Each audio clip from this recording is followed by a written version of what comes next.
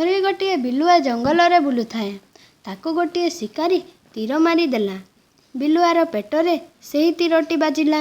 ବିଲୁଆ ବହୁତ କଷ୍ଟରେ କିଛି ଦୂର ଚାଲି ଚାଲି ଆସିଲା, ଆଉ ଗୋଟିଏ ଗୁମ୍ଫା ପାଖରେ ପହଞ୍ଚିଲା।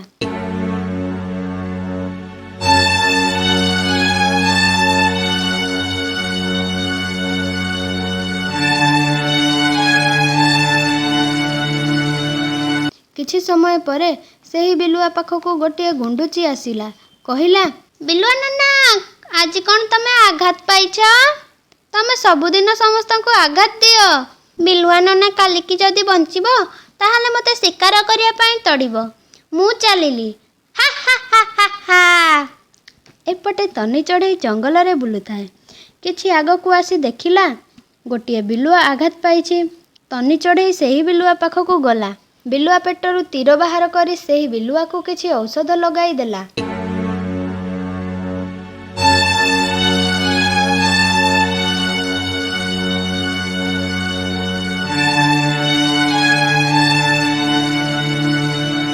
ଆଉ କିଛି ପାଣି ଆଣିଦେଲା। ତାହାପରେ ବିଲୁଆ ଟିକେ ଭଲ ହେଲା। ତନି ଚଢ଼େଇ ଘରକୁ ଯିବା ପାଇଁ ବିଲୁଆକୁ କହିଲା। ବିଲୁଆ କହିଲା, ତୁ ଏତେ ଛୋଟ ଅଛୁ, ଏବେ ରାତିରେ ଯାଇପାରିବୁ ନାହିଁ। ରାତି ହୋଇଗଲାଣି, ଶିକାରୀମାନେ ଏବେ ଶିକାର ଖୋଜୁଥିବେ। ତୁ ଆଜି ଏହି ଗୁମ୍ଫାରେ ମୋରି ସାଥିରେ ରହିଯା, କାଲି ସକାଳୁ ପଳେଇବୁ। ତନି ଚଢ଼େଇ ପାଖରେ ଆଉ କିଛି ଉପାୟ ନଥିଲା। ରାତି ମଧ୍ୟ ହୋଇଯାଇଥିଲା। ତନି ଚଢ଼େଇ ଆଉ ବିଲୁଆ ସେହି ଗୁମ୍ଫାରେ ରହିଲେ।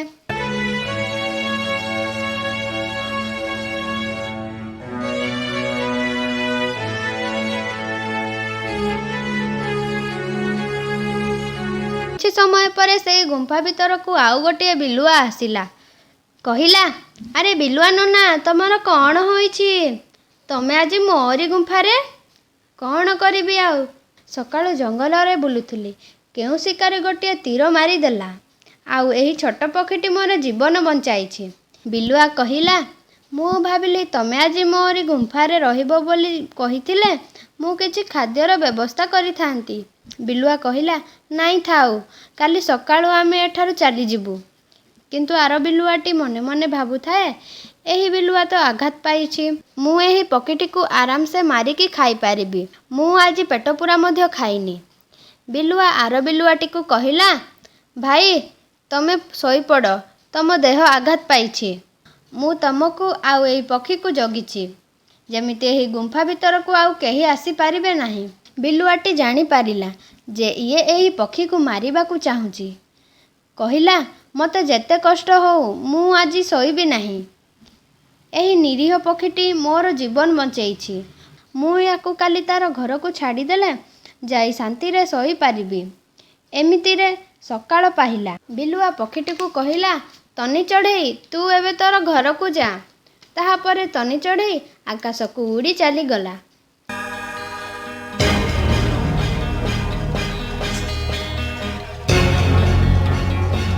ଗୋଟିଏ ଜଙ୍ଗଲରେ ଲିପୁ ଚଢ଼େଇ ଆଉ ତାର ସ୍ତ୍ରୀ ଗୋଟିଏ ଛୋଟ କୁଡ଼ିଆରେ ରହୁଥିଲେ।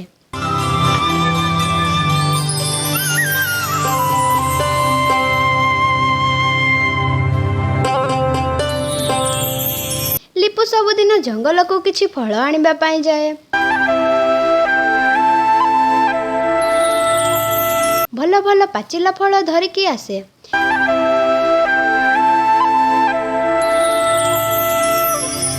କିନ୍ତୁ ତାର ସ୍ତ୍ରୀର ମନ ପାଏନି। ଏହେ, କେତେ କଞ୍ଚା ଫଳ, ମୁଁ ଏଗୁଡ଼ାକ ଖାଏନି, ତମେ ତମର ଖାଅ। ଲିପୁ କିନ୍ତୁ ଭଲ ଫଳ ଆଣିଥାଏ। ଏମିତି ଚାଲିଥାଏ।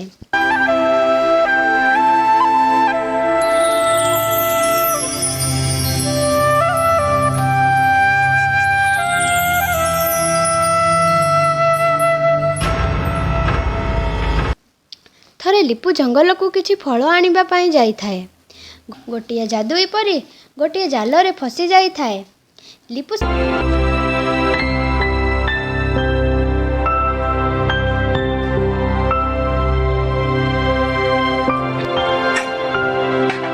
ସେହି ଯାଦୁର ପରୀକୁ ଦେଖି ଟିକେ ଡରିଗଲା। ତାହାପରେ ଲିପୁ ସେହି ଯାଦୁଇ ପରୀ ପାଖକୁ ଗଲା। ଯାଦୁଇ ପରୀ ଲିପୁକୁ ଦେଖି କହିଲା, ଚଢ଼େଇ ଭାଇ, ମୋତେ ଏଠାରୁ ଉଦ୍ଧାର କର। ଲିପୁ ସେହି ଜାଲରୁ ଯାଦୁଇ ପରୀକୁ ଉଦ୍ଧାର କଲା।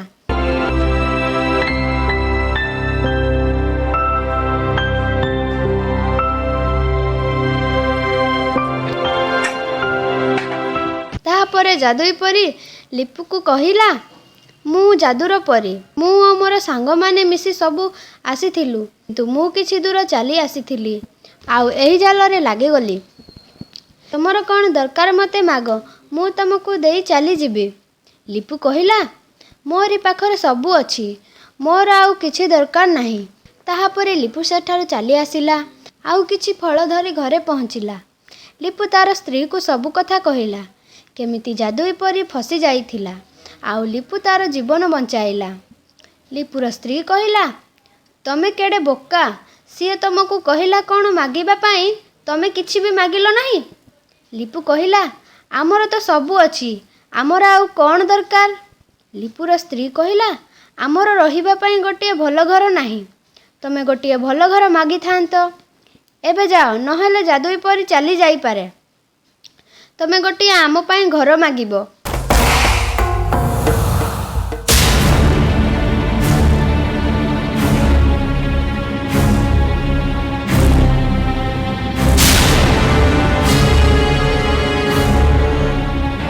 ତାହାପରେ ଲିପୁ ସାଙ୍ଗେ ସାଙ୍ଗେ ସେହି ପରି ପାଖକୁ ଗଲା।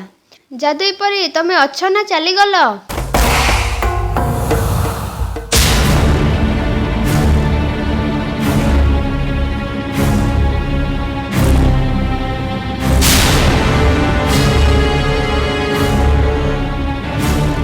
ଯାଦୁଇ ପରି ବାହାରକୁ ବାହାରିଲା, କହିଲା, ମୁଁ ଅଛି, ତମେ ମୋ ପାଇଁ ଉପକାର କରିଛ, ମୁଁ ତମକୁ କିଛି ଦେଲା ପରେ ଏଠାରୁ ଚାଲିଯିବି। ଯାଦୁଇ ପରି କହିଲା, ମାଗ ଲିପୁ, ତୁ କ'ଣ ମାଗୁଛୁ ମାଗ।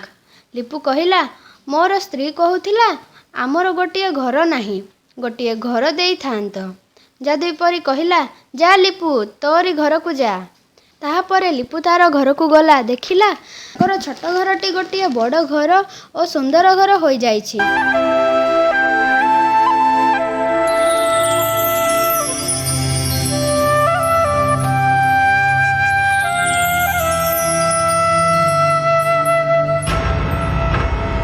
ଘର ଭିତରକୁ ଲିପୁ ଗଲା, ତାର ସ୍ତ୍ରୀକୁ କହିଲା, ଏବେ ଖୁସି ତ? ତାର ସ୍ତ୍ରୀ କହିଲା, ତମର ଯାଦୁଇ ପରି ଯଦି ଦେଲେ ଗୋଟିଏ ବଡ଼ ବଙ୍ଗଳା ଦେଇଥାନ୍ତେ, ଏତେ ଛୋଟ ଘର ଆମକୁ ଦେଲେ, ମୋତେ ଭଲ ଲାଗିଲାନି। ଯାଅ, ଗୋଟିଏ ବଡ଼ ଘର ମାଗିବ।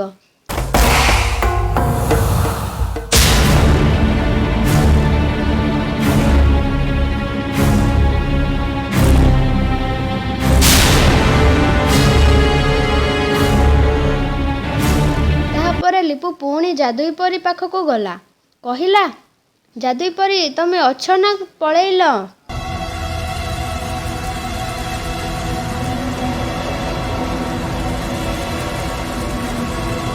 ଯାଦୁଇ ପରି ପୁଣି ବାହାରି ଆସିଲା, କହିଲା, କୁହ ଲିପୁ, କ'ଣ ହୋଇଛି? ଲିପୁ କହିଲା, ମୋରି ସ୍ତ୍ରୀ କହିଲା ଏତେ ଛୋଟ ଘର ଦେଲ, ଆଉ ଗୋଟିଏ ବଡ଼ ବଙ୍ଗଳା ଦରକାର। ଯାଦୁଇ ପରି କହିଲା, ଯା ଲିପୁ, ତୁ ତୋର ଘରକୁ ଯା।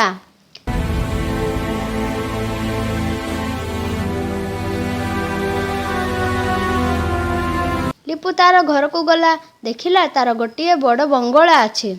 ସିଏ ଘର ଭିତରକୁ ଗଲା, ତାର ସ୍ତ୍ରୀକୁ କହିଲା, ଏବେ ଖୁସି ତ? ଆମର ସବୁଠୁ ବଡ଼ ବଙ୍ଗଳା ଅଛି। ତାର ସ୍ତ୍ରୀ କହିଲା, ଏତେ ଛୋଟ ବଙ୍ଗଳା ତୁମକୁ ଦେଲେ, ତମେ ତାର ଜୀବନ ବଞ୍ଚାଇଛ। ଆମକୁ ଏତେ ବଡ଼ ବଙ୍ଗଳା ଦେବେ ଯେମିତି ଆମକୁ କେହି ଦେଖିପାରିବେ ନାହିଁ। ଯାଅ, ଯାଦୁଇ ପରୀକୁ କହିବ। କିନ୍ତୁ ଲିପୁ କହିଲା, ଏଇଟା ତ ବହୁତ ବଡ଼ ବଙ୍ଗଳା। ଲିପୁର ସ୍ତ୍ରୀ କହିଲା, ଯାଉଛ ନା ସେଠି କ'ଣ ଭାବୁଛ?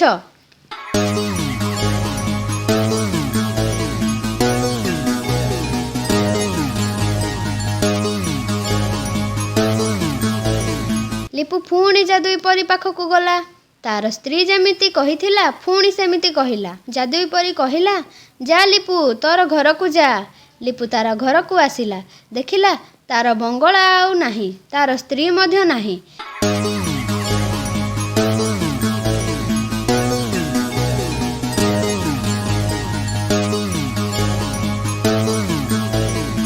ଲିପୁ ସାଙ୍ଗେ ସାଙ୍ଗେ ସେହି ଯାଦୁଇ ପରୀ ପାଖକୁ ଗଲା, କହିଲା, ମୋର ସ୍ତ୍ରୀ ଆଉ ବଙ୍ଗଳା କିଛି ନାହିଁ। ଯାଦୁଇ ପରୀ କହିଲା, ତୁ ତ ମୋତେ କହିଲୁ ତୋର ସ୍ତ୍ରୀକୁ କେହି ଯେମିତି ଦେଖିପାରିବେ ନାହିଁ ବୋଲି ମୁଁ ସେମିତି କଲି। ଲିପୁ କହିଲା, ମୋର ସ୍ତ୍ରୀ କିଛି ଜାଣିନି, ତମେ ତାକୁ କ୍ଷମା କରିଦିଅ। ଯାଦୁଇ ପରୀ କହିଲା, ମୁଁ ବରଦାନ କଲା ପରେ ଆଉ ଫେରସ୍ତ ଆଣେ ନାହିଁ। ତୁ ଆଉ କ'ଣ ମାଗୁଛୁ ମାଗ। ତାହାପରେ ଲିପୁ କହିଲା, ମୋର ସ୍ତ୍ରୀ ଓ ମୋର ପୁରୁଣା ଘର ଦରକାର, ମୋର ଆଉ କିଛି ଦରକାର ନାହିଁ। ଯାଦୁଇ ପରୀ କହିଲା, ଯା ଲିପୁ, ଘରକୁ ଯା।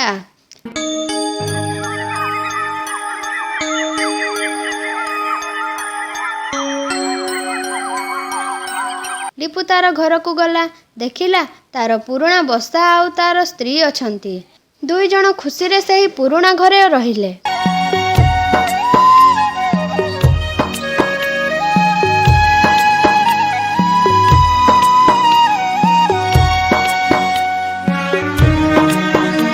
ଏହିପରି ନୂଆ ନୂଆ ଭିଡ଼ିଓ ଦେଖିବା ପାଇଁ ଆମ ଓଡ଼ିଆ କାର୍ଟୁନ ବାର୍ଡ଼ ଚ୍ୟାନେଲକୁ ଲାଇକ୍, ସବସ୍କ୍ରାଇବ୍ ଆଣ୍ଡ ସେୟାର କରନ୍ତୁ ଏବଂ ନୂଆ ନୂଆ ଭିଡ଼ିଓ ଦେଖୁଥାନ୍ତୁ।